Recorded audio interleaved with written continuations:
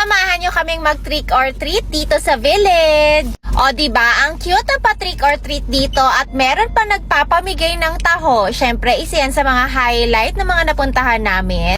Tingnan nyo naman tong lagayan namin ng candies dito, nakasupot na. O, tingnan nyo to si ate, isang balde ang mga candies, and sa totoo lang, hindi lang ang mga kids nag-enjoy, kahit kaming mga adults super nag-enjoy din. Syempre, kanya-kanya rin kaming mga lagayan dito. Tingnan nyo yung lagayan ko, paper bag nga lang.